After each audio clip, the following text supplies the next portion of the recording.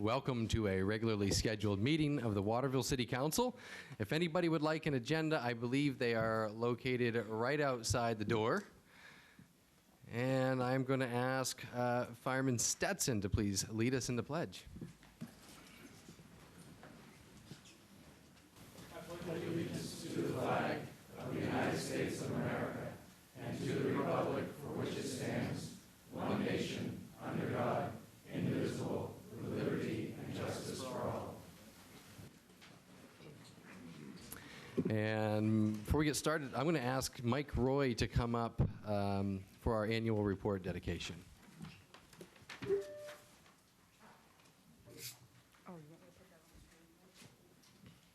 Yes.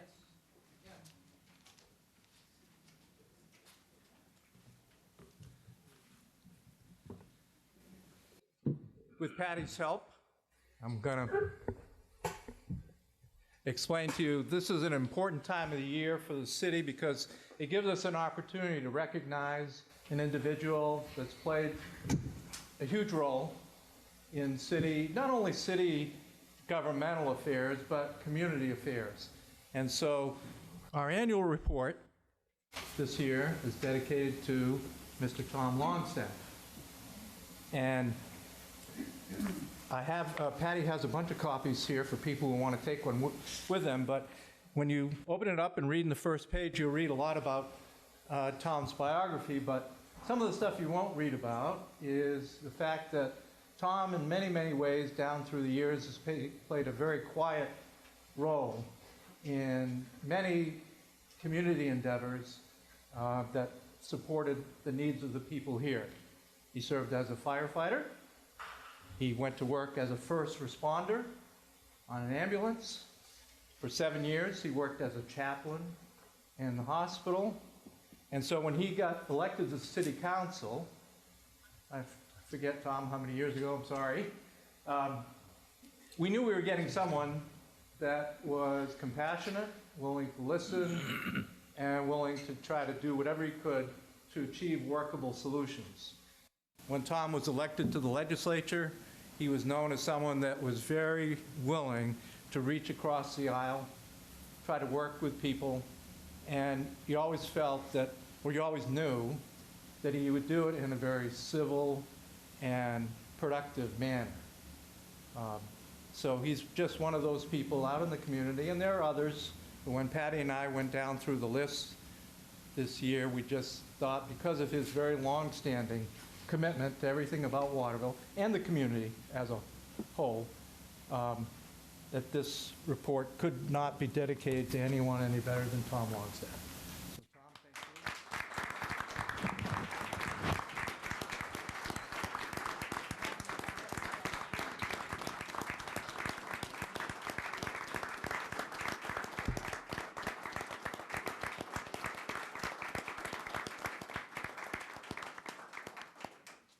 Thank you, and the first thing I'll say, after having said thank you to you all, it came as an enormous surprise to me.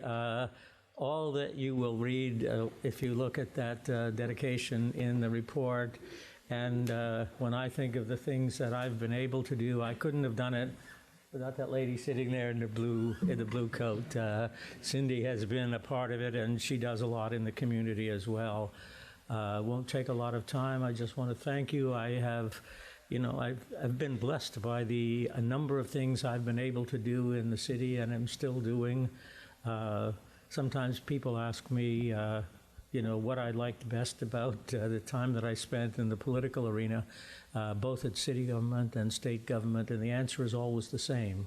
It's the people I represent, the people I work with, both parties, and the staff that support us. And what I miss most, now that I'm not in the legislature, but in the other things I'm doing, still, what is the most important thing to me is the people that I see every time I get involved in them. So thank you all, and let's work together to do what we can to make Waterville all that it can be. Thank you.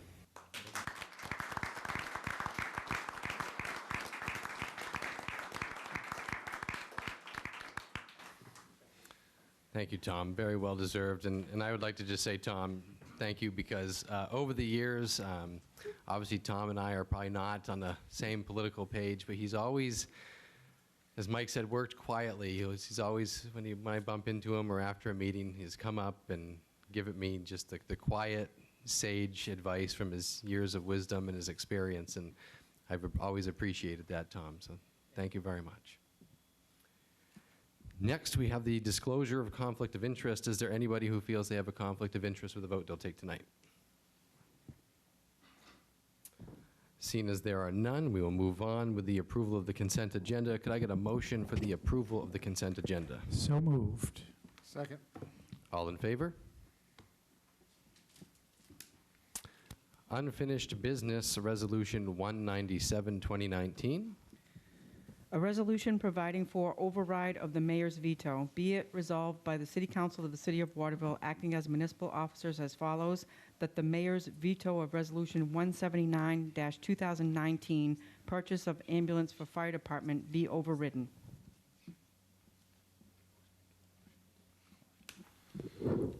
Counselor. I'd like to move that we put this over to the next meeting. I've just started to become acquainted with all the issues involved, and I'd like a little more time to think about it before I make a vote this important. Is there a second? A second. All in favor? Thank you. And so at this time, I've been able, one of the things, if anybody who's read my memos and the veto, really what we've been looking for is a larger, broader public discussion, because it's been a deep belief of mine that public business should take place in the public sphere, and we have committees that work on things, but it's important that we give the proper amount of information to the public in order to A, get them on board if they're if it is a good idea, and also so that people have time to flesh out questions and comments. I spent a good deal amount of time with the chief yesterday. I know he's prepared a presentation for you all tonight, and I would like the council's permission, if it's okay by you, to still allow him to go forward to have that presentation, so that way we can provide this venue now, gives everybody a couple weeks, and we can come back and have a real discussion maybe next week or the next meeting. All approve? Yeah, okay, great. Chief, floor is yours.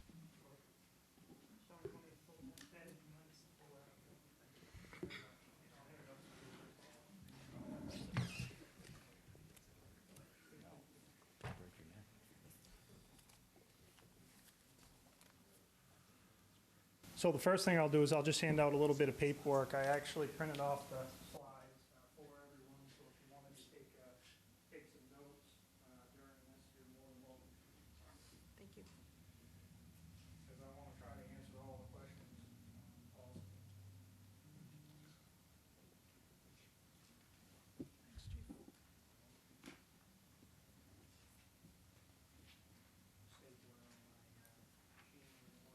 We're not buying you another one.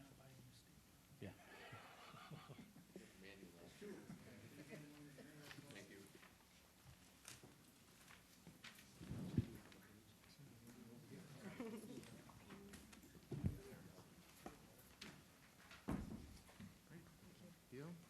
We can share. All right. John? Speak a little closer to the mic.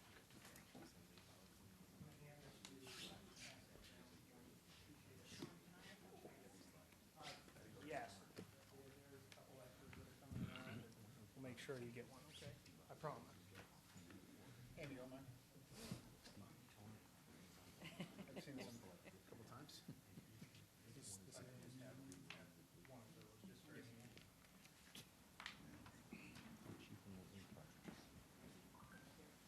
Okay.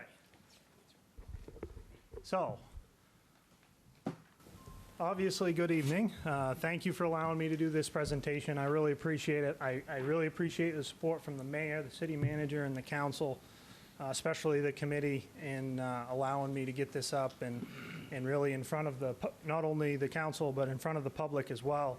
Because although I don't read the comments in the newspaper and I try to stay away from Facebook on this, I do believe that there's some information that isn't necessarily true being circulated. So I wanted the opportunity to stand in front and just say, hey, this is what we're doing, and if there are any, or what we'd like to do, and if there are any questions, I'd like to answer those. So, with that being said, I've had some wonderful conversation with some brilliant people, not only the council, but members of the public as well. So if we could just go to the next slide. So the first thing is that the purchase of these ambulances, this is not to take over primary EMS in the city of Waterville. The original proposal was to provide backup services to Delta Ambulance. And where I truly missed the mark, and failed to deliver a clear message, was I stood up here and I didn't explain it. I answered the questions that the council had, assuming that they had the information, and that's what led essentially us astray. So the first thing is, I'm not proposing a primary transporting service. I am proposing to purchase ambulances used in a backup model for 3 primary functions, really. So emergency calls when Delta's not available, interfacility transfers when Delta's not available, and to have ambulances available for any mass gatherings or events where additional ambulances might be needed. For example, Taste of Waterville, or 5,000 plus people, extra ambulances, to me, is a good idea. I just threw that chart up on there because we can see that from 1995 to last year, this is what's happening to my call volume. In 1995, we had 21 career firefighters. Today, we have 15. We had a call force of better than 40. And last year, we dropped that down to 18, but I was fortunate enough that we have built our call force up to 30, and they're still in training, okay? So our EMS responses are significantly increasing. Go ahead to the next slide, thank you. The other advantage if we purchase our own ambulances is obviously we would have them in reserve in the case that there is a mass casualty incident. So for example, a school bus rolls over and 20 students are injured, or there's a major fire, or there is some event that creates a lot of people being hurt or injured. These would be in reserve at the fire station, available for use. I would dispatch an ambulance to any report of an officer-involved shooting or a high-profile police emergency, because based on my experience, those situations can go bad very fast, very fast. We also run a regional hazardous materials team, and I would deploy an ambulance if I had one on every single hazardous materials call. That is a high-risk, low-frequency event that an ambulance available to us immediately would be advantage to firefighter safety. I'd also like to stage an ambulance at every firefighter training event. That way, if one of my guys gets hurt or injured, we put him in the back of the truck and we get him to the ambulance, to the hospital as soon as possible. Go ahead with the next slide. You can see some of the photos of some of our recent rescue vehicles that we have had. Ambulances can also be used outside of patient transport just for moving equipment and people. And we send a lot of equipment out of town sometimes, and sometimes those big fire trucks aren't used. They're just a mechanism to transport people. And we can reduce the wear and tear on our fleet by using these ambulances essentially as a bus, if personnel allow. And ambulances would also include stair chairs. One of the things that a previous counselor brought up to me was, geez, we needed another piece of equipment to help with lift assist in the community, to get people from outside the house, inside the house, and I don't have what's called a stair chair, so we have to call, Delta, which is a paramedic unit, and essentially take them out of service to perform a function as simple as lifting someone. So the ambulances would have those pieces of equipment available. So here is one of the biggest misconceptions to this program. The proposed backup model requires no additional staffing. So all of the thoughts of, $500,000, $1 million in staffing doesn't exist in this plan. There is no additional staffing. These ambulances are in reserve, essentially. In the event that we're advised by Delta, which is our partner in providing EMS services here in the city, we would just respond with an ambulance in replace of the rescue. That's all we would do. The guys would come off the rescue truck after being notified. They would walk over to the ambulance, get in the ambulance, and take that ambulance to the scene.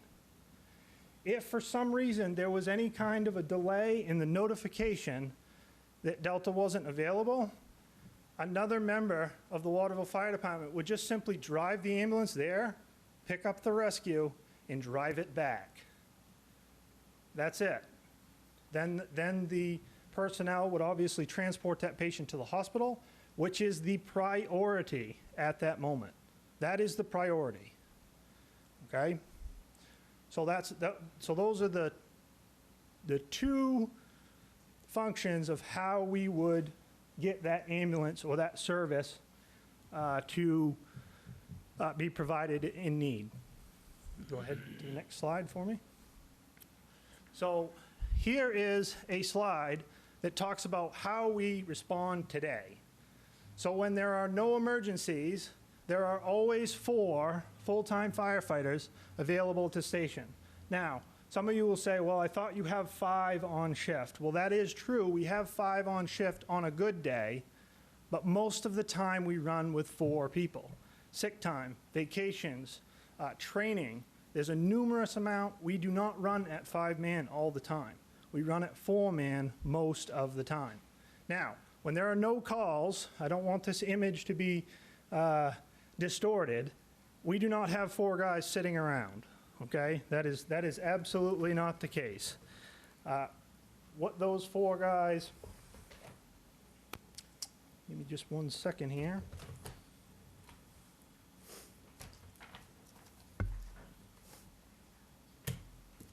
I've taken the liberty to type 7 pages worth of front and back tasks that our firefighters perform when they're not on emergency calls. So I don't want everybody to have an illusion that they're just sitting around, okay? They're not. And if you guys want to see that, I'd be happy to provide that as well. So on the first EMS call today with our rescue truck, we take 2 personnel, put it on our rescue truck, and respond to the scene to handle that emergency. That leaves 2 people behind, specifically to perform fire protection and additional medical calls. Okay? Second call comes in, that another person would go, and that's when we call in our call force or our rescue squad. Third call comes in, we take the other full-timer that's up there, send them, and again, we're backfilled by our call personnel. Okay? So that's how we function today. I want to be very clear. Yep. So tomorrow, if we were to add 2, used ambulances to the fleet, and the first call goes out, the worst case scenario is what's on the screen here. We have 2 people tied up on those EMS calls, and we take 1 other person, drive that ambulance to the scene, pick up the rescue, and drive that rescue back. So our average response time is about 4 minutes. Some of the outliers like Trafton Road or they're a little bit longer, but you're looking at a 15-minute turnaround. So I've heard some concerns about fire protection, geez, you might tie up some fire protection. Well, if somebody needs ambulance transport and Delta has advised us that to take the call, that is our priority.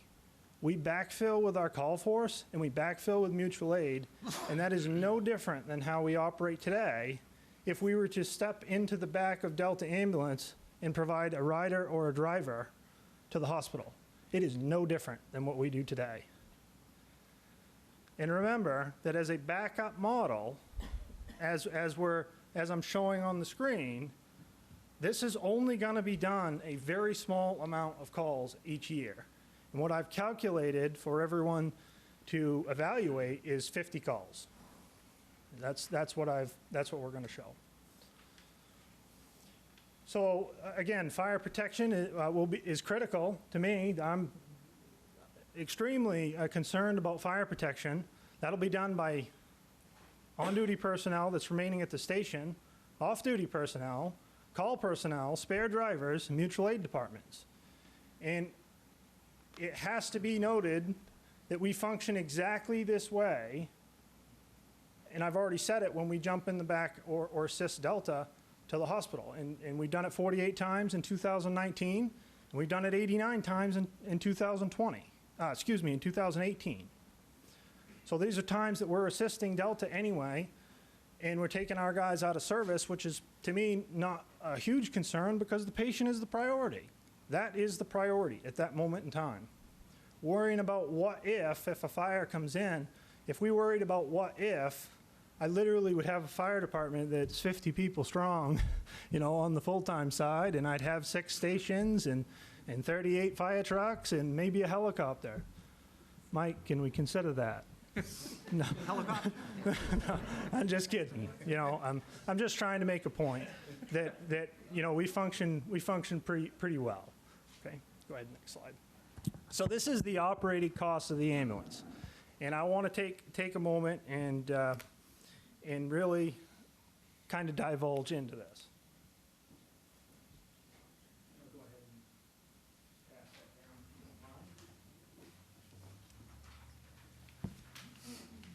So the first question is the purchase of these 2 ambulances going to raise taxes? And that would be a better question for you guys to answer as far as the original purchase. And my understanding is the bond money that's already been budgeted as a result of the savings for the tower truck is already budgeted, and any use of that funds will not increase taxes. Is that correct? Yes. Okay. Yeah, we've already programmed the entire bond amount in, so. Perfect.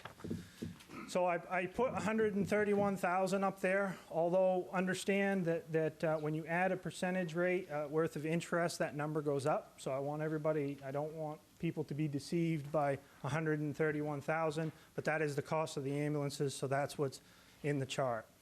Just to insure these ambulances, it's going to cost about $2,900. And obviously, when you buy a vehicle, that vehicle needs to be insured. And when that vehicle is insured, it costs about $1,000 a piece for an ambulance. It also costs $900 to increase our medical malpractice insurance to include the transportation of patients. $2,000 in ambulance maintenance. I want to make sure that these trucks are maintained to the highest priority. Now, to some people that own commercial vehicles, $2,000 doesn't seem like a lot of money. And the reason why I budgeted $2,000 here was because we've made considerable progress in our fire department in our maintenance program, and we've taken several vehicles out of service that are no longer going to require maintenance. So I don't believe that it will require the $2,000 above and beyond our current operating budget, but I'm going to plan for it anyway. Okay? Ambulance fuel. How did I get to $312.50? Well, I took each call. I did a 20-mile round trip. These trucks get 8 miles per gallon, and I times each gallon by $2.50. And that is exactly what the fuel bill comes out to be. Now, bear in mind, the 20-mile round trip is not going to happen if we're transporting here in the city of Waterville. So I have some cushion here, and I'm going to get to that in just a second. If we did half of these calls utilizing off-duty personnel to the highest rate that I can possibly figure, it would cost about $5,250 in overtime. I want to put it right out there as the maximum, that I can see that this will cost. And then that brings us down to revenue. Let me skip revenue for just a second. I'll go to billing fees. Billing fees, we would be charged 8%. So 50 calls at 8% would be $1,000. So up to revenue. This is the only piece of equipment in the city of Waterville, in the fire department, that we can actually go out, and when we use it, we'll generate revenue through EMS billing, which is already done now, not by my fire department, but if you're transported. And I have projected that revenue to be $250 per transport. Now, we all know that not every transport is going to be paid.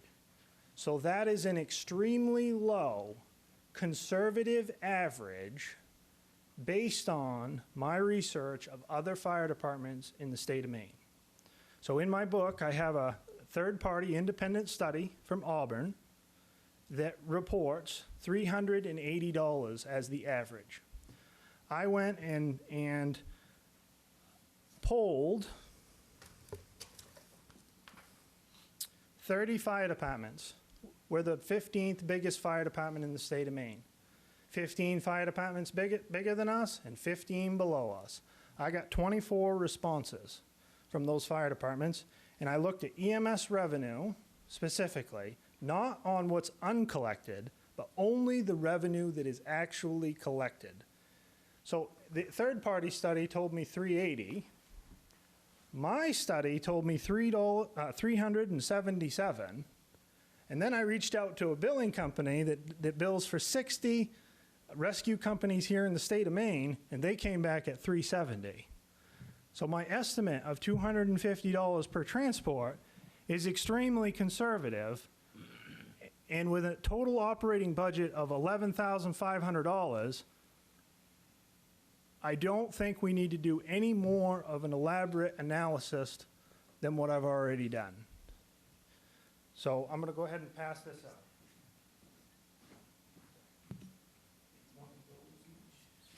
Oh, I got to get one for Amy.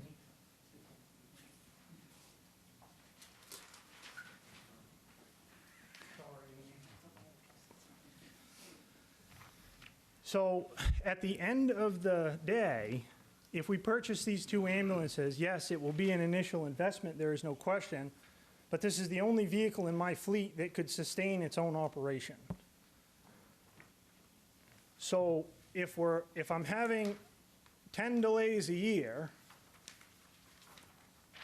I'm sitting here telling you as the fire chief that I'm not willing to invest $600,000, $1 million to fix this problem. I'm not willing to do it. But what I am willing to do and propose is that we purchase used ambulances, not even the Cadillac, purchase used ambulances to fix this, to fix a problem or what I perceive as an issue that needs to be brought forward. So please don't get distracted by the staffing model. There, you'll see 1, 2, 3, 4, 5 firefighters there. There is a 2020 staffing model here. And I just wanted to illustrate that when we get our new tower truck, I'm going to take one of our frontline trucks and I'm going to put it in reserve because I believe in operating less equipment more efficiently with personnel on it. And that will be another significant reduction in operating costs for the fire department. So again, you can see that both of my ambulances, if we are to purchase them, do not have staff on them. So again, we receive that call and Delta informs us, hey, you know, we need some help on this one, which is totally fine. We just take those two guys off and rescue, put them on an ambulance, and we're in business. And now we take care of the problem. We're not in competition. We're not trying to take away from anyone's, revenue stream. We're just trying to fix a problem that I believe exists in the city of Waterville. Let's try to go to the next slide if you can. Any questions on that before I... Okay. So my commitment to this council and to the community is you're not going to find anybody that wants to work with Delta Ambulance more than me. You're not going to find it. I've worked with, Tim and I have worked on many projects together, and We are trying to come up with creative solutions, and I believe that this will position us to be better partners in solving problems and changes to our EMS system as a whole. And I believe, and I trust him, that Waterville Fire and Delta Ambulance working together, even though we own our own ambulances, because it comes with a lot of advantages. I don't have to worry about the insurance. My guys will be covered when they're operating our ambulance. They go out in the intersection, get T-boned, get hurt or killed, our insurance will pay for that. Okay, that's a major concern of mine. So I'm committed to working with Delta Ambulance. There's no question about it. I'm also committed to our community by making sure that if there are any further changes to our EMS system, that we do some kind of comprehensive analysis. The problem with the comprehensive analysis is it's going to cost us money. It is going to. As I read in the paper and I participated, I spent 2 hours of time today working with the consultant for Delta Ambulance, and it was to the tune of $40,000. And we can expect that if we have somebody come in and study a full transport service for the city of Waterville, that it will cost roughly that amount. Okay? So, and again, it will be my recommendation to do that, because I feel it's necessary. And the last thing is, I agree with the mayor that once I've addressed the immediate need at hand, which is exactly what I'm presenting, I believe that we need a careful analysis, and I believe we need the community involvement. We need more people on the committee. We need a more expansive, we need some people with you know, some different ideas than I have to talk about it. Because to be quite honest with you, we really haven't answered the question, is it viable here in the city of Waterville yet? In our discussions, and we've had many 4-hour meetings, we've determined that there's an immediate need, and we need to fix that need. And that's why we're here. I think there's one more slide. And this is the last slide, and I'm happy to take any questions that anybody has, but this is my mission statement. And understand that I've worked for the city of Waterville for 12 years. I know it's not a long time compared to some, but my heart and soul goes into this job. It truly, truly does. I want to be here, okay? I want to be the city's fire chief. My employees in the back of the room are some of the best. There is no question about it. But when I read my mission statement, the Waterville Fire Department is committed to minimizing the pain, suffering, and loss of life and property through fire prevention, fire suppression, and emergency medical services. I have to ask myself, am I living up to the mission statement at which I was born and raised on, that I grew up with? And that is why you've seen significant advancements in EMS in the last 2 years, is because I don't feel like I'm meeting that mission statement to the best of my ability. Adding these ambulances to my fleet will do that. It will solve the problem that I believe exists. And that doesn't come through statistical data, and it doesn't come through numbers. It comes from real life experience. It comes from standing in front of patients. And I'll leave it at that. I also want to close with Delta is a very good organization. If I have gave any inclination that it is a terrible organization, I want to make sure that the council and the city understands they're a good organization. The Waterville Fire Department is a good organization, and together I think we can solve this problem. So thank you, Mayor, for the time. I really appreciate it. Thank you for putting that together on such short order. We talked about this yesterday, and that was quite a comprehensive thing. Is there a way we could get this slideshow put up on the city website? I think it's important. That way people have time to look at it. We've been presented with a lot of information. And I would encourage everybody here to think about it and look at it over the next couple of weeks. If you have questions, please reach out to the chief, reach out to your counselor, reach out to anybody that works for the city that you'd like to speak to about it. That way, when we come back in 2 weeks, we can have a final vote on this topic. And Are we going to allow people to speak now? I think that would be, there's no. That's fine. It's up to you. No, because it'll open up a debate. So please reach out, but I want to thank the fire chief for putting this together.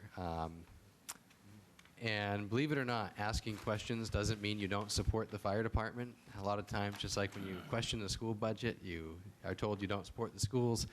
That hasn't come from the fire chief. However, I would say the fire chief and even some of the captains and fire folks that I've spoken to over the last month have been incredibly open and wonderful on this topic, and I think we've had a lot of good discussion, and I'll look forward to speaking about this again in a couple of weeks. Thank you. Next on our agenda is Ordinance 201, 2019. An ordinance providing for amendment to property maintenance ordinance, being enacted by the Waterville City Council, acting as municipal officers, that all current language for the property maintenance ordinance be hereby deleted and replaced by the attached. Move to adopt. Second. Any discussion? Counselor? I've had a chance to look at the proposed new ordinance, and I'm going to, I haven't looked at the old one, but I'm going to assume that you have covered most of the bases. But if things come up, we can always amend it in the future, right? Absolutely. Yeah. I was actually proposing. You don't need to press that. You just Okay. need to get close to it so people can hear you. Yeah, because I was actually proposing it to amend that. Because some of the wording on the first page, like trash, like how do you define somebody's trash? So some of the wordings, I'm not comfortable with it. So, Counselor? I mean, I would just say if somebody wants to offer an amendment with specific language, that's certainly fine. There's also time. This is something that'll take 2 votes of the council. So we could vote tonight with the idea that you'll have an amendment to offer at the next meeting.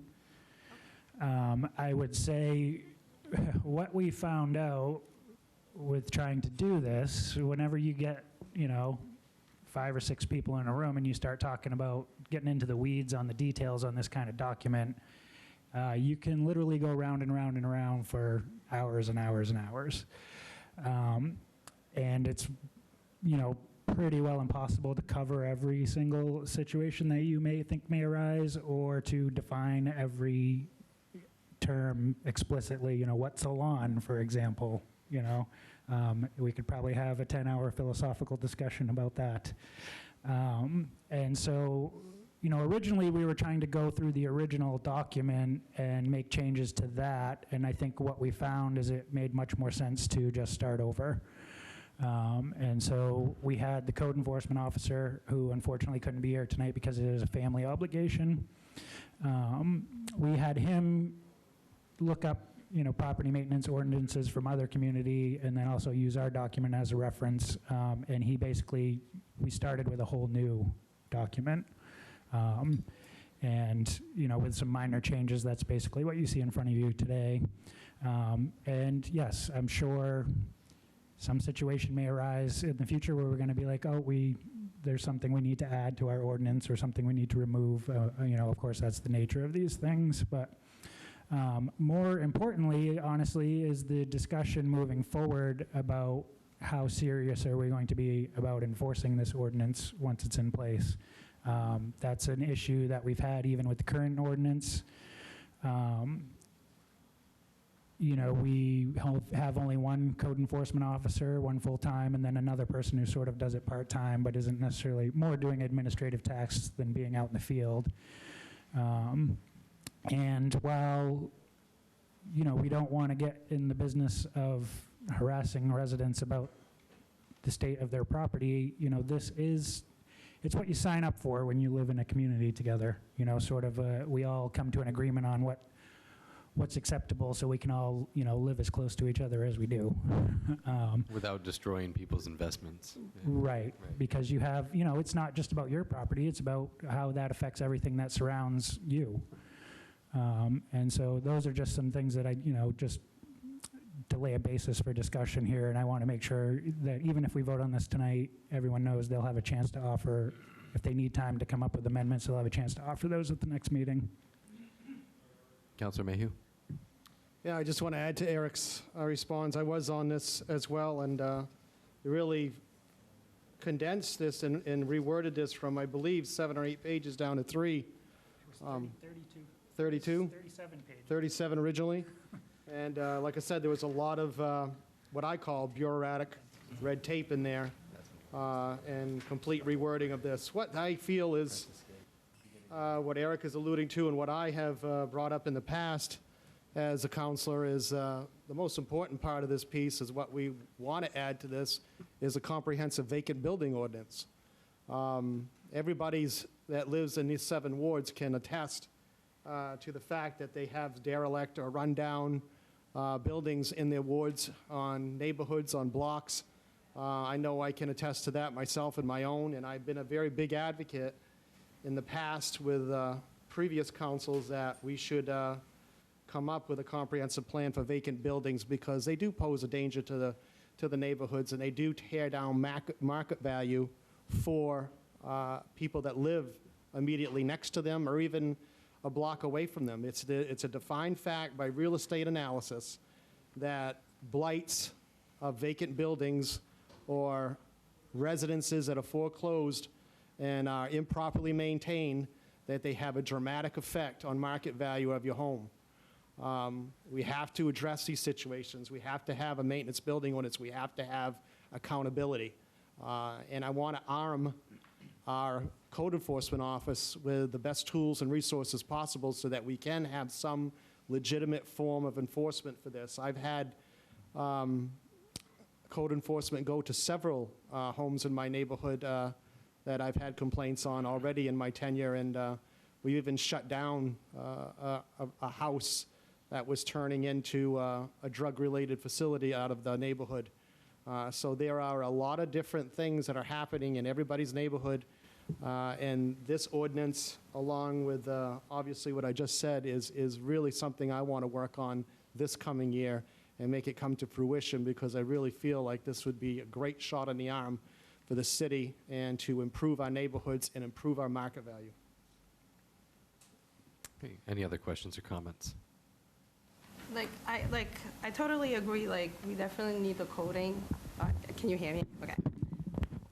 I totally agree with the coding, but what I don't agree is the fact that it was condensed in the way that it targets people on the south end, and it will target some people that really can't afford to actually go and pay to get those stuff removed. So I'm saying that the way the language is written, the way I read it, it's targeting. So I would really like to work. I wouldn't be comfortable passing it right now because there is one in place already. So let's really work on fixing that one before we actually pass it. There's one in place, so let's enforce that one. I would ask you to offer specifically what's the difference between the proposed ordinance and the current ordinance that is targeting people in the South End. And I would say that I'm the counselor for the South End, and we had Paula Raymond from the South End Neighborhood Association was on the committee. The document was passed around to the South End Neighborhood Association for comment. Those comments were passed on to the code enforcement officer. There were concerns about language for sure. I don't recall, and if there's anyone from the South End Neighborhood Association can correct me if I'm wrong, but I don't recall in that email string anyone ever saying that they felt like this was designed to target people in the South End. To the contrary, I think what people in the South End want is to hold people accountable who are not maintaining their properties and are contributing to the slow deterioration of the neighborhood. And so that's the way I'm looking at it. Like I said, this was passed around. Pollock is here; she can comment on it if she'd like. bringing this to the table in the first place was largely driven by concerns from the South End Neighborhood Association. They're the ones who wanted to see this addressed. So I guess that's all I have to say. Is there any other questions or comments from the council? Is there any public commentary on this? Would you like to come up, Paula? No. Oh, come on. I'm Paula Raymond from Ward 7 and a member of the South End Neighborhood Association. And we did have a great concern over the years for the deterioration of properties. One of the focuses that we have through the Quality of Life Committee is that we work with people who cannot afford to take care of their properties, and we do different things to help them with that, whether we seek services outside or we get together ourselves and do those kinds of things. We were hoping to condense this because we really saw it as 37 pages, I think it was, and trying to get a CEO to just flip through those pages and underline and find out what the problems were. We find this to be more conducive to what our needs are and really the needs of the city. I think the biggest concern was identifying what a lawn was, and we had 21 emails on that. So it does generate information and questions and that sort of thing. I have to say that the South End Neighborhood Association is really keen to the needs of the people in that community, but we're also very aware of the neglect. That is not happening. That is happening from others who really have either left their buildings or just don't take care of them. So the point of this, from our perspective, and I really have to be careful, I believe I'm speaking for us as an association, is that we want teeth to this. And we do want people who aren't taking care of their properties to start doing that, and we felt that this was a way to do that. And yet, on the other side of the coin, to help those who can't, giving them more time, making it more just in different ways like that. So I believe, and it would be great for you to come to our meetings and talk about this, because then you would learn and get to meet the people and understand where we're coming from. So you're always welcome to come to our meetings and see how that goes, and express your concerns from the constituents that you're hearing from. Yeah, because my point of view was that I was just looking at it as a homeowner, because I had a constituent that came up to me, and she lives in my ward. She lives on Social Security. Her husband also lives on Social Security. So, and she's like, this would affect me.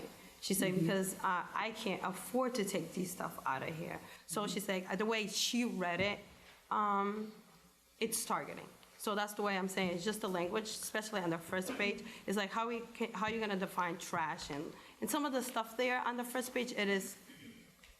It is trash. Yeah. It is debris. It is stuff that's been accumulating over time. And in actuality, we had several months ago someone come from another ward who asked, how do we take care of our trash? How do we do what the South End Neighborhood Association is doing? We get together once a year. We did it twice in one season. And we help people by going to their homes and taking what they can't take on their own. And that last year cost us $1,870 some odd to do that. And that's all volunteer. And all people had to do was get in touch with us. We advertise about it. We go door to door. We have a lot of different ways that we do that. So there are ways for people to be helped. Okay. And if it's trash, it's trash. I mean, if there's a way to be helped, I think I'm fine with that. I will say, but to your point, not everyone lives in the South End and has seen it there to do it. And there is, Councilor Thomas just showed me in the old ordinance, a section on rubbish and on garbage. Apparently, they're two different things. But I do want to alleviate, I would encourage this, because there will be how is there going to be because this was tabled. I was like, so this will be the first vote on this. There will be a second vote on this, which does actually give you time if you want to suggest different language changes. So you will definitely have that opportunity, and I want you to know that you have that opportunity, because that's important. But we also don't want it evasive anymore either. We really want it clear and clean so that people understand, and if they have a concern, because they can't afford to take care of what's been accumulating in their yard, to get in touch with people that can help them. Okay. So I don't think it was targeting at all, because I've been born and raised in the South End, and that's not our mission. That's not what we do. Yeah, because the constituent that I got, the question that I got wasn't from somebody from South End. I just kind of like, Yes. Okay. But there are other people who feel that way too. So I've heard that as well. So, yeah. I mean, I would just say it's important to look at it in the context of what's in the current document. And so, I mean, you could make the same argument that the current document, you know, targets certain people. And really, Section 3 is, in the current ordinance, is the section that we addressed. A lot of the other sections, the table of contents alone in the current property maintenance ordinance is 7 pages long, which is longer than the ordinance we're proposing. And there was a lot of stuff in there that I mentioned at the last meeting was covered in either the building code or the life safety code for the fire department. And so what we did is remove the stuff that was covered in other codes that really, I mean, if you were the average person and you picked it up and you started reading the current document, you probably wouldn't even get to Section 3 before you stop reading it. And Section 3 is really the part that applies to the homeowner themselves. And so really what we did is tried to simplify down to the language that was, you know, obviously it's a little different than the current document, but it's pretty consistent. Even the structure of the fines and stuff has not changed. It's pretty consistent with in the new document and the current document. Mr. Weber, did you want to come up and have a comment? Welcome. Thank you. I'm Norton Weber. You can pull that mic right up. It's very flexible. Thank you. I want to say welcome, you know, and thank you guys for your service. New people, some that I haven't seen on here before. Probably won't agree with much of anything that you want to do, but I wanted to, yeah, I like to be upfront about that. The $7 million, fix the streets first. Which brings me to this. Is the city included in this property maintenance ordinance?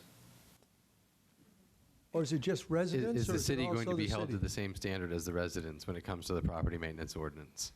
I'm sorry, say it one more time. Is the city property, is city-owned property going to be held to the same standard as we are holding the residents through the property maintenance Oh, yes, ordinance? yes. We take every aim we can to make sure that is the case. I'm not just referring to buildings, though. I'm also referring to the, you know, There are a number of vacant lots. the roads. Responsible for, oh, roads, okay. Oh, well, yeah. It's all part of the city maintenance, isn't it? Yeah, oh, yes. Yeah. Yeah, I just spent $300 having the little bushings replaced on my, I know it's got 215 on it, but it was getting pretty loud, you know? And my back, I have to go to the chiropractor. But I would hope that the city is, you know, the money that's going to be spent out behind me here, I think we ought to address current infrastructure before we do anything new. And I just use this property maintenance ordinance as a way to get my views. We got you, Mr. Weber. Yeah. Anyway, I do want to thank everybody that serves the city, especially. Whoop. They left. But anyway, I want to thank everybody, police, fire, you folks, and everything for. Oh, by the way, our neighborhood, you know, we live quite close. I'm trying to keep JP in check, but sometimes, you know, JP and Alan Frankel and the Goddards are surrounded by beauty. So anyway, thank you very much. Thank you, Mr. Weber. Is there any other comments on the property maintenance ordinance? We'll call for a vote. All in favor? Are you in favor? I mean, I'm in favor to change it. Absolutely. You can change it by the next vote. Okay. If you have the votes. Vote, we'll just move it to the next meeting. The next meeting, the vote at the next meeting will really be the. Whether you're Okay. for or All against right, it. so, Yeah. yeah. Final vote. I'm Okay. all for So it. is there That- 5 in favor then? that was- You oppose, Counselor Puello? Currently, the way it's written here, it'll move forward. We'll take the only thing Okay. Counselor Oliveira, are you in favor or opposed? Yeah, the way it's written, no. Okay. So the vote is 4 in favor and 2 opposed, is that correct? I think that's the safer bet Thank you. for tonight. Next, Order 203, 2019. Eric, please help me. Move to read by title only. Second.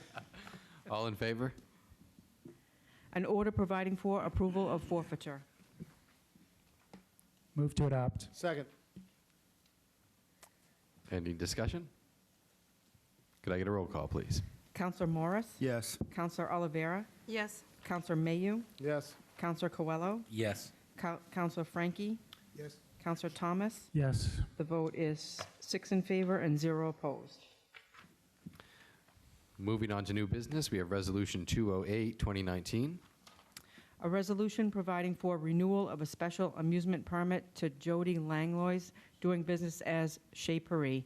Be it resolved by the City Council of the City of Waterville, acting as the municipal officers as follows, that a special amusement permit be issued to Jody Langlois doing business as Chez Paris, 45 Water Street. Move to adopt. Second. Any discussion? All in favor? Oh, Counselor Thomas? Mike, I know when we were on the council before, or when I was on the council before, we had a lot of discussion about amusement permits and liquor licenses, and when they came up for renewal, and one of the things we would do is run it by the chief to see if he had any objections. Did we run this by the chief to see if he had Yes. any issues? Yes, we routinely will check with the police department on liquor license renewals and special amusement license renewals. Yes. No issues. All in favor?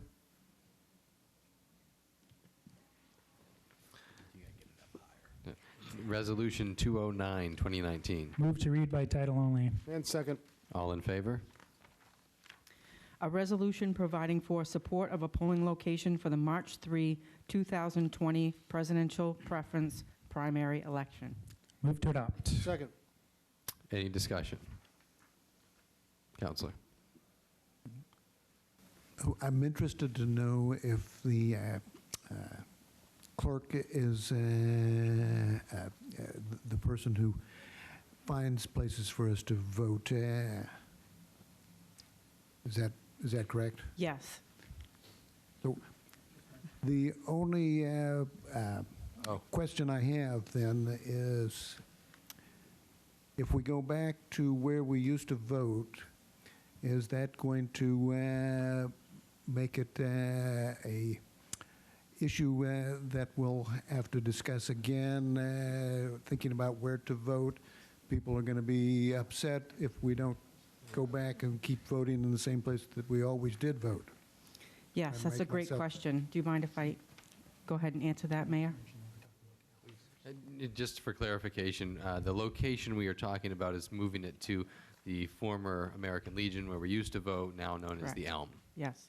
And may I answer the question, Mayor? Absolutely. Thank you.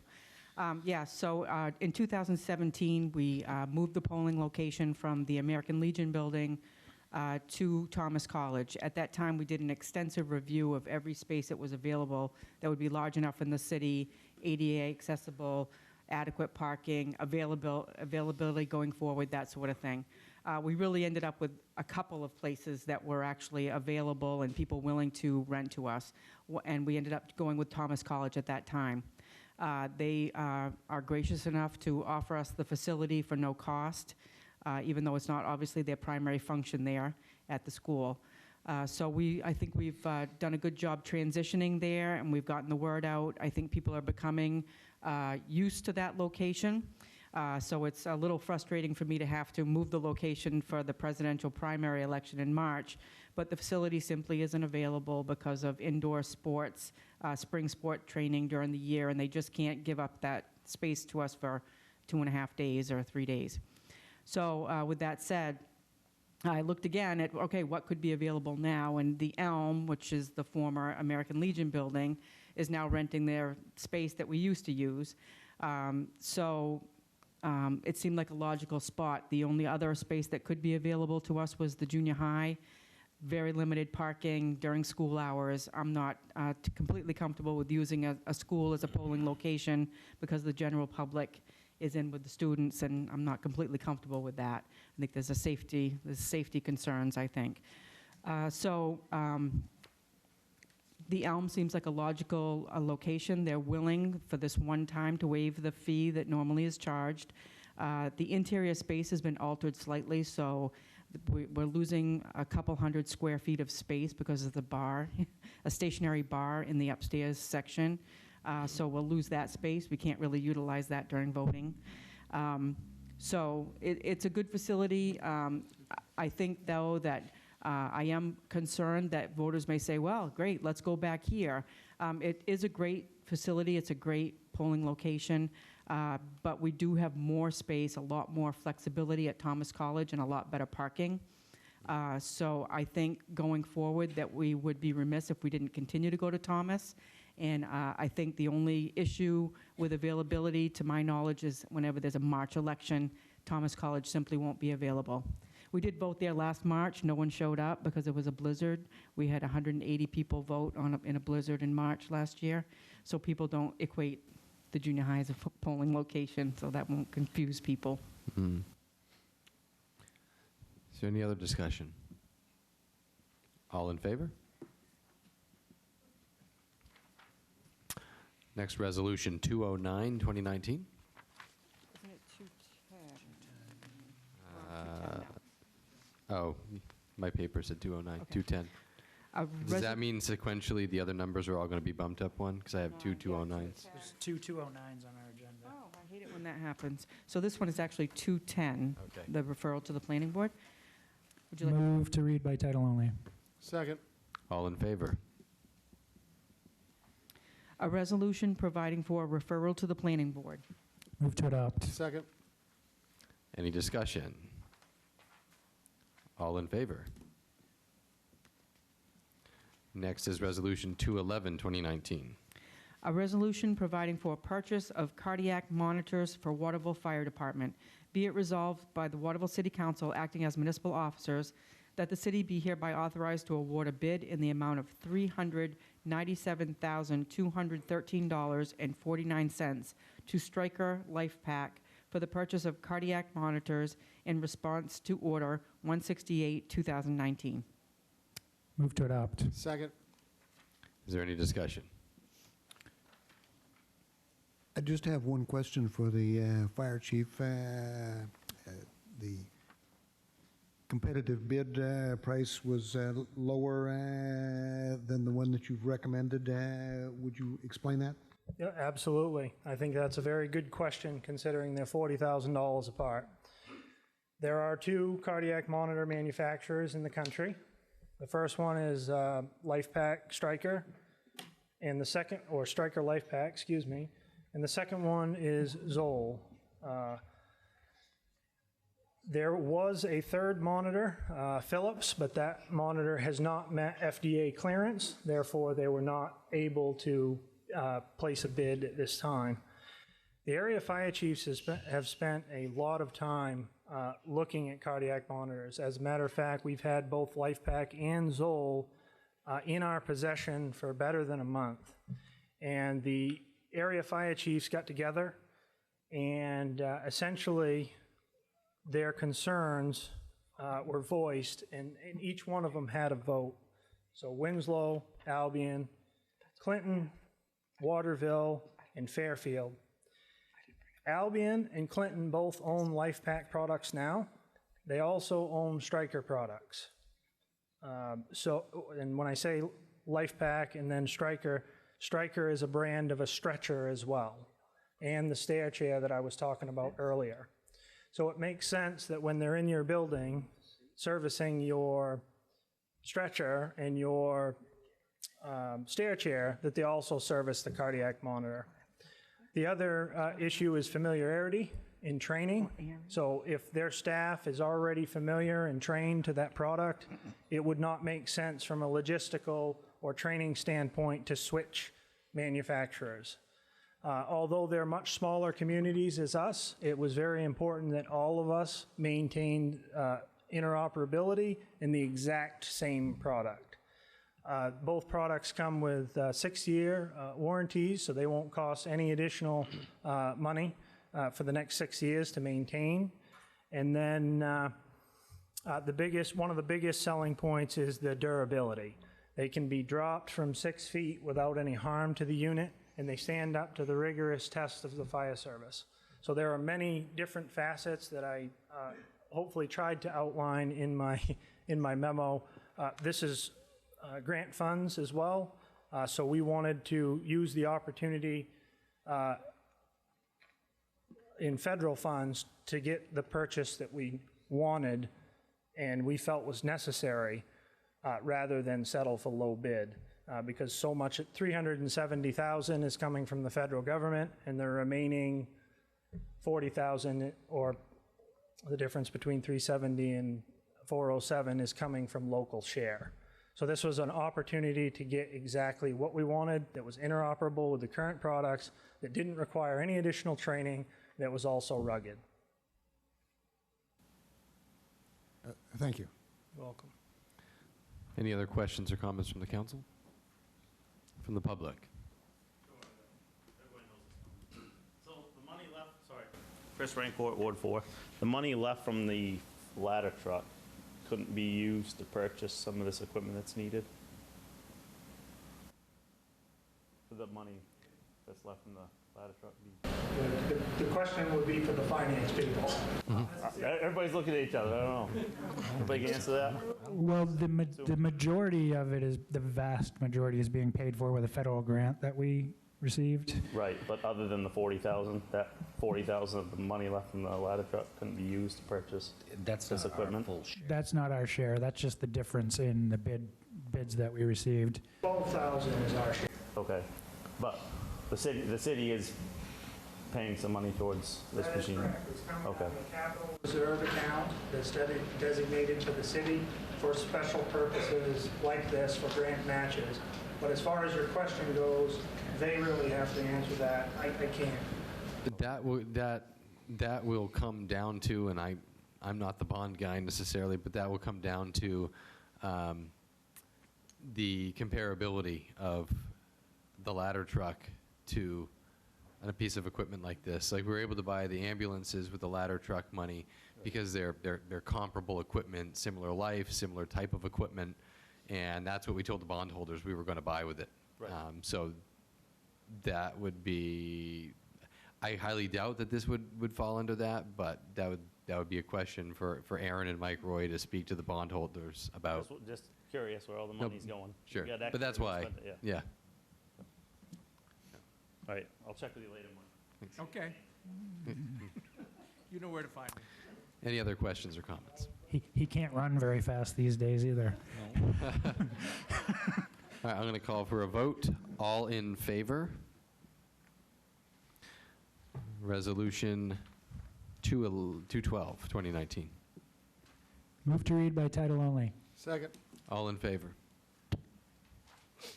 An order providing for a replacement of existing skywalk at 93 Main Street. Move to adopt. Second.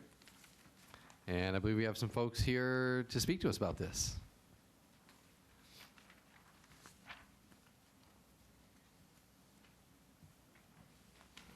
Hello, good evening. My name is Shannon Haynes. I'm the president and CEO of Waterville Creates. I want to start tonight by providing just a brief summary of the Paul J. Schuff Art Center, which is going to give you some context for the request that you're considering tonight. Waterville Creates is partnering with Colby College to redevelop the center building at 93 Main Street into a vibrant arts center that will include the gallery and studio spaces of Common Street Arts, a new contemporary gallery of the Colby College Museum of Art, flexible arts classrooms and education spaces, rehearsal space for the Waterville Opera House, the 3 screening rooms of Railroad Square Cinema, and a shared box office for the main film center and the Waterville Opera House. The design of the building, as I believe you saw in your packets, retains the front facade, so we're preserving an important historic block on Main Street, but it also creates a welcoming community space on the south-facing wall overlooking Castangwe Square. And what you're here to consider tonight is the modest, we feel, but elegant second-floor connection to the Waterville Opera House that's designed to really respect the historic character and identity of City Hall. I want to say that this design reflects the input not only of our programming staff, but also invaluable input from the mayor, Mike, and other councilors and city officials, and so we're very thankful for that input along the way, and thankful for the process. We feel it's resulted in a better design. So what we're asking for the city to support is the provision of a pedestrian easement to allow patrons to exit the rear of the Arts Center and walk through the city-owned parking lot to access parking at Head of Falls, as well as an easement and party wall agreement for a second-story connector, similar to, though greatly improved, from what currently exists. So the new walkway would connect to City Hall in a slightly different location through the administrative offices of the Opera House, which would bring patrons in at lobby level. This would allow greater access for patrons in wheelchairs and patrons with mobility issues to access the Opera House from the Art Center, which is not possible the way it's currently configured. I just want to point out a few other things.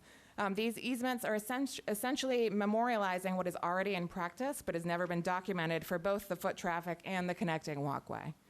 Also, under the proposed agreement, the city will be relieved of any responsibility for the connector, for which it currently bears both financial and liability concerns. Also, just a couple of other points. The new art center will be fully taxable at a higher assessed value than the current building, so it will directly generate revenue for the city. And it will also be active year-round, day and night, so it will add incredible vibrancy to the downtown and business for our area restaurants and shops. We believe that this project is the cornerstone of a revitalized downtown and will ensure that patrons of all ages continue to have access to the arts. So we thank you for considering the request. I'm happy to answer any questions. I just want to say I'm very thankful for the process and the input that was allowed on this. Obviously, we're not voting on your property here tonight, but I appreciate that the keeping of the historic architecture on Main Street. But for the public to be aware, essentially what we're discussing is taking the gerbil run, the kind of decrepit, falling apart walkway that connects the two buildings and simply replacing that with a more attractive new one. That's what we're discussing here tonight specifically, so the public's aware of that. And I support this for sure.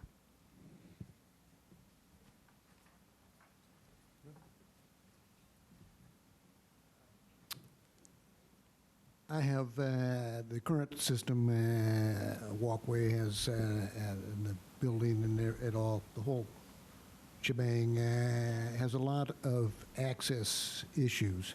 Are these going to be addressed with the new walkway? Yes, so the new connector is designed entirely to provide greater access to the Waterville Opera House. So there will be a much larger elevator in the Art Center than is currently available in City Hall, and that elevator will carry patrons to the second floor walkway, and they'll be able to enter at lobby level at the Opera House without being stuck sort of at that next set of stairs. So that's the entire intent, is to include, to provide increased access for people and for greater groups of people. The elevator at City Hall is pretty small right now if you're trying to move in more than 2 people. And slow. And it's very slow. So this will also give us the opportunity to bring in bigger groups of seniors and other folks who want to see shows at the Opera House. So, yes. Thank you. Councilor Mayhew, did you have something to add? Yeah, I just want to add to what the mayor said with the process, Shannon, and all your work, Waterville Creates, Colby College. This whole process of looking at the redesign of the old Stearns building is just another indication of what the economic revitalization is going on downtown. I'm very excited about seeing this infrastructure. Very excited as well about the arrangement of preserving the heritage of the City Hall building. I think that was one of the sticking points that we had in the process, and it was very well respected.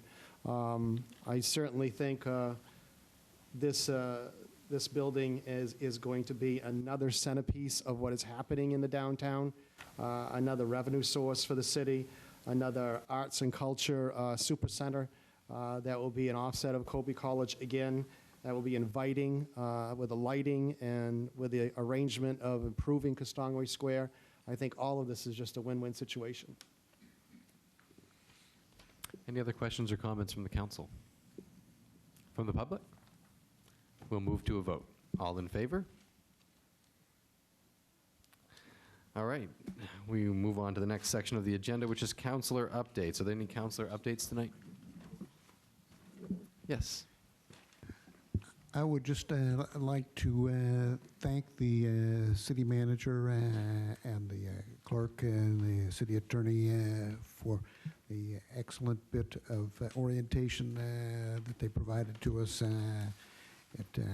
Although I am a little disappointed that the city attorney informed me that it would be out of order to present a resolution to require that there be 2 weeks between the end of leaf raking and the beginning of snow shoveling.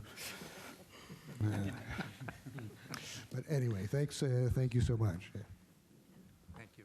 And I would really like to second that. Thank you for the orientation, and also too for really welcoming me and also the new members to the city council and also to the city. And thank you for all you guys for reaching out and for getting in touch with you before the meeting. And actually, I feel prepared. So thank you for that. Thank Great. you. Next up is community notes. Community notes is a time if anybody has something they'd like to discuss related to the city that has not been on the agenda already tonight. Now would be the time to do so. We just ask you come to the podium, state your name, tell us where you live, and what you'd like to discuss.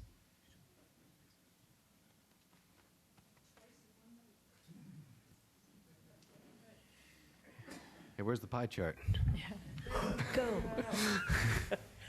Paula Raymond, Ward 7.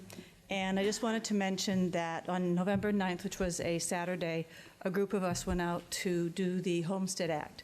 And we had 41 homes in our neighborhood to attack, and we managed to get 11 people to sign up. One of them was a veteran, so that's about 26%. And out of that 11, about 3 of them will probably be paying 0 taxes. So, 0 taxes. So that's talking about people who probably have homes that are in a lot of disrepair or very old homes.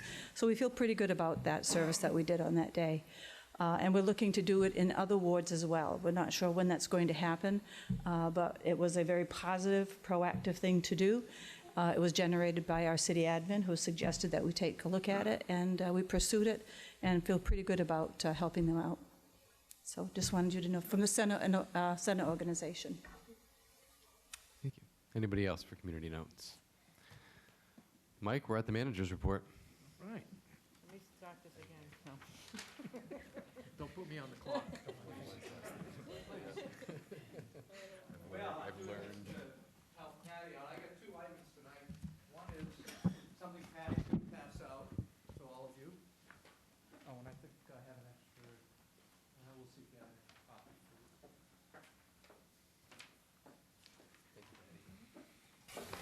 As all of you know, at election time, the city elected 7 people to be on the Charter Commission. The charter says that the council can appoint 3 additional people to the Charter Commission, and we have 10 that are interested in being appointed. So at your next meeting, we're going to ask you to vote for 3 out of those 10 interested people. And so we've talked, Patty, myself, and our city solicitor about just how that voting could go. And this is our suggestion. So we wanted to give you, well, and it's what she just passed out to you. And so we just wanted to give you a couple of weeks to think about the voting process before you come here on December 3rd, I guess? December 3rd. And, you know, are forced with deciding how to vote for 3 out of 10.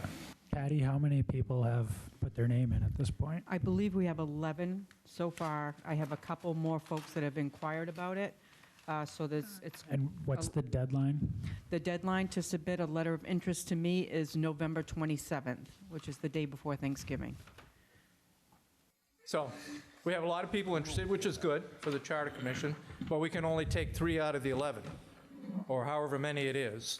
So we're going to suggest to you a ballot process whereby 2 weeks from now, you can mark your ballot according to the 3 that you're voting for, and we'll tally them up here at the meeting and take from there. Is there no set process for this? Well, there really isn't, because the last Charter Commission, there were 3 vacancies and 3 people came forward for the seats.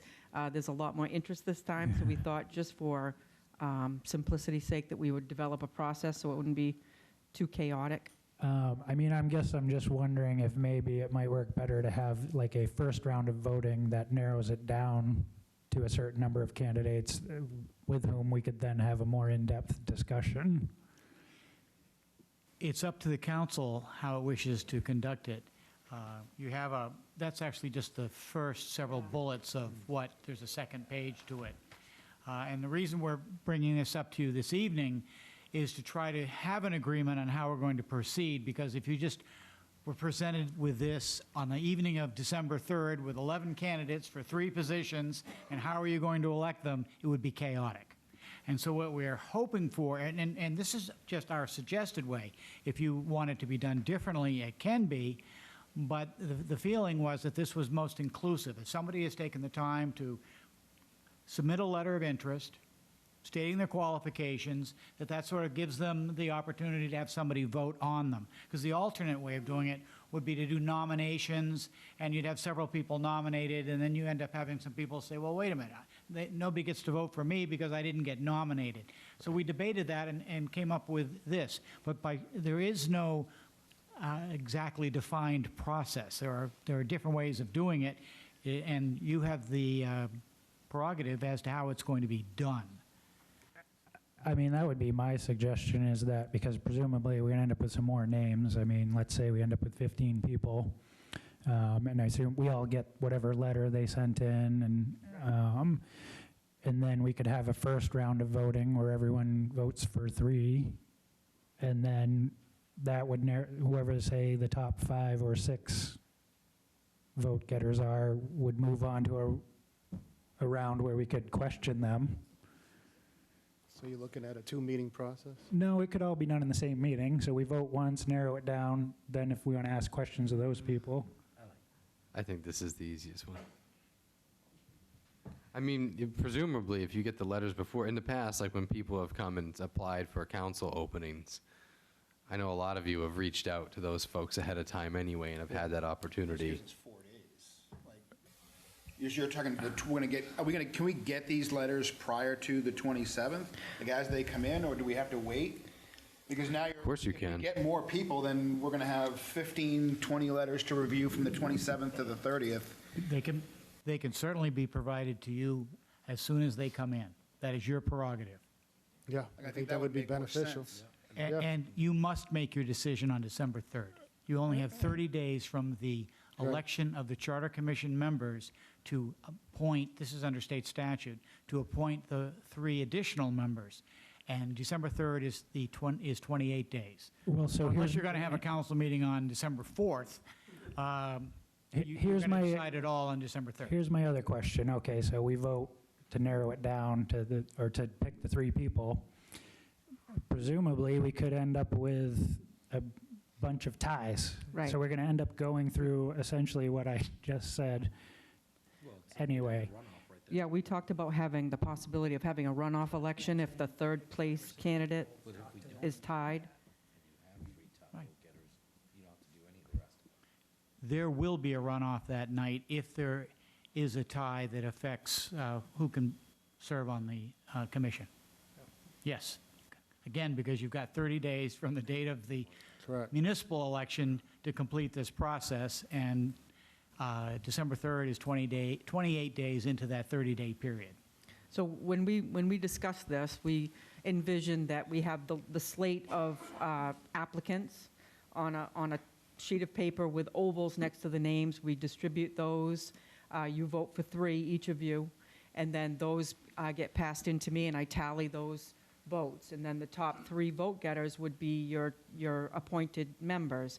If there are ties at the top 2, or if the top 3 are tied, those would be, the plurality wins, so the highest vote getters. So if there's a tie at the 3rd place, like 3rd and 4th position, then we would have a runoff of those 2 candidates. I'm just saying, I mean, in theory, you could end up with 15 people all who get 1 vote. I mean, or some iteration of that, and then so you're like, okay, we're going to vote again, and then we're going to vote again, and we're going to vote again. Knowing the council's history, I just don't see that happening. I'm not saying that as an insult. I'm saying that as I think that there's typically a lot of thought that goes into it before they come here. It's not meant to be a slam. Well, I would agree that, I mean, this is kind of uncharted territory, and we tried to come up with a thoughtful, logical, simple process. I mean, certainly if we find that method is creating some issues, and then we can look at it at that moment and say, okay, what do we suggest at this point? Do we, if we do end up... We better have our process agreed upon at when we walk into the meeting on December 3rd, or else it would just be chaotic. And that's why we're looking for at least a head nod from the council as to the procedure to be followed. We've made a recommended procedure which has about 6 or 7 bullet points to it. I initially, Eric, was arguing what you just argued, but I talked it over with several people, and they made a more convincing argument, at least to me, that it's more inclusive to allow anybody who puts their name their hat into the ring, so to speak, to be able to have a chance to be elected, as opposed to not if no one nominates them, then they have no chance to be elected. I started out exactly like you did. I listened to the arguments, and I thought, okay, that's fair. It's the fairest to everybody. And of course, if you did a nomination process, where are you going to cut the nominations off at? You might end up having 10 or 12 people nominated, too. Just to be clear, I'm not advocating for a nomination process. What I'm saying is we would vote on every single one of the candidates, and then, like, for instance, the top 5 vote getters would move on to the point where we get to ask questions of them. But what if they're not tied and you have 3 winners right there?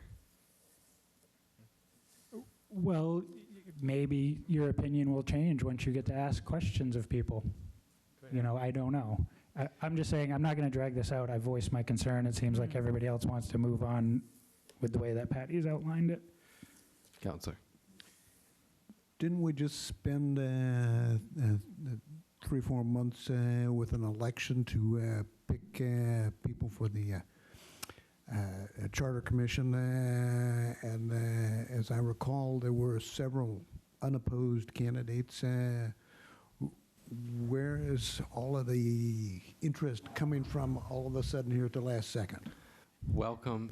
Wait till you see what happens when a city council seat opens up. It's a lot. People sniff a free seat. It's a lot less work to get appointed than it is to go out and knock on doors, Claude. Amen. That was a great statement. All right. Michael, So moving on. where do we go from here? So what we're looking You're for set. is You got the nod. to follow this procedure. Yes. Okay. Thank you very much. All right. It certainly simplifies things for December 3rd. One last item, and actually I'm going to yield my spot here to Aaron, because quarterly, under the charter, the finance director, Aaron Burrows is our finance director, and he's required by the charter to report quarterly on where we're at, spending, revenues, and any other items that are in the finance sector. So I'm going to let Aaron do his presentation. Thank you very much.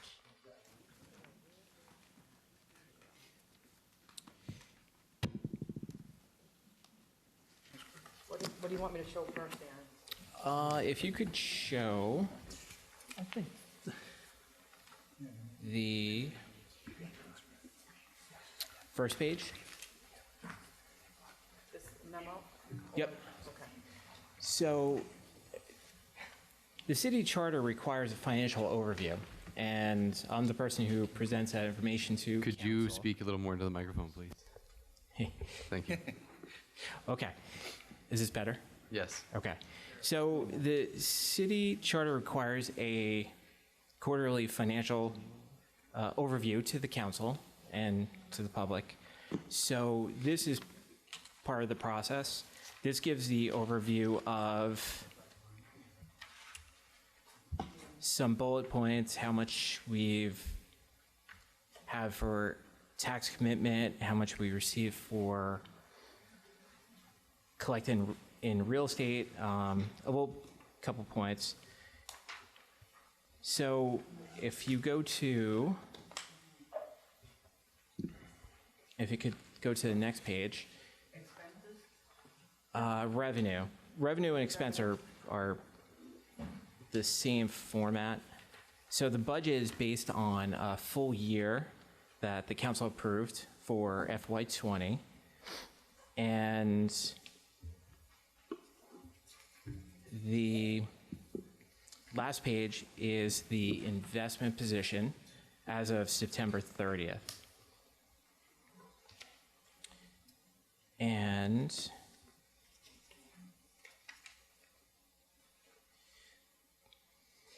when we go back to revenue,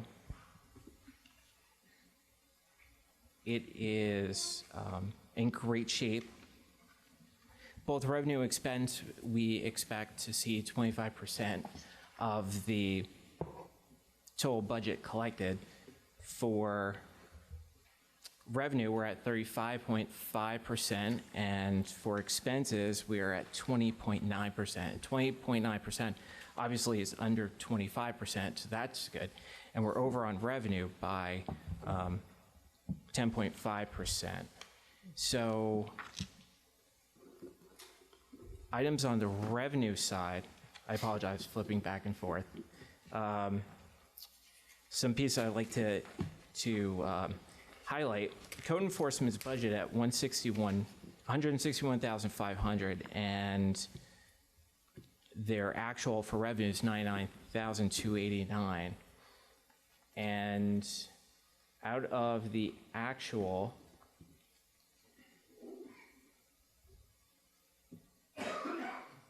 we expect an additional 30 to 35,000 in building permits by the end of the fiscal year. Parks and Rec is 185,000 for budget, actual 78,286, and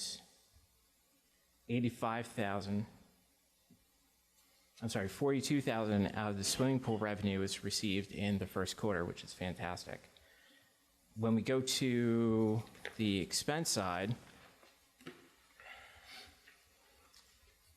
when we look at economic development, we have budget of 226,218 and actual 79,924. The large chunk for the first quarter is 42,000, and that's dues paid in the first quarter. We usually pay our dues up front. Yeah. Aaron, I just want to help you out a little bit here. Yeah.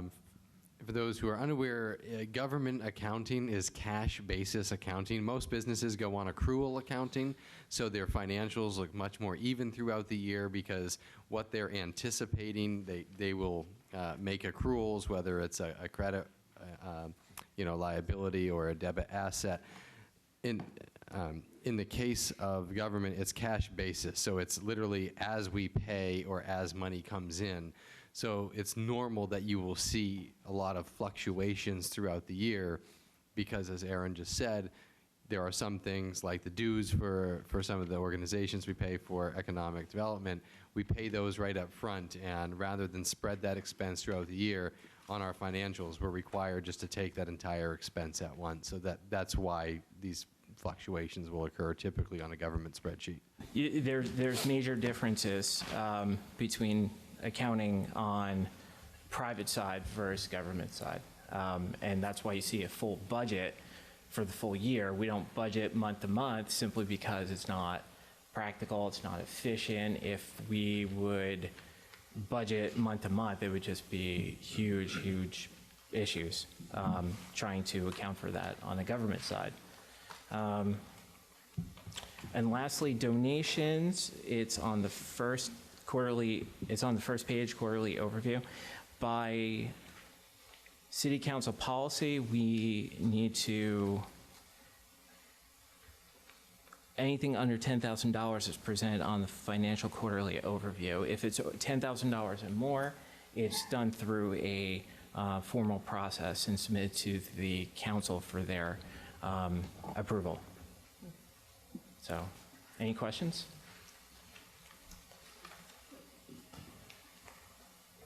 The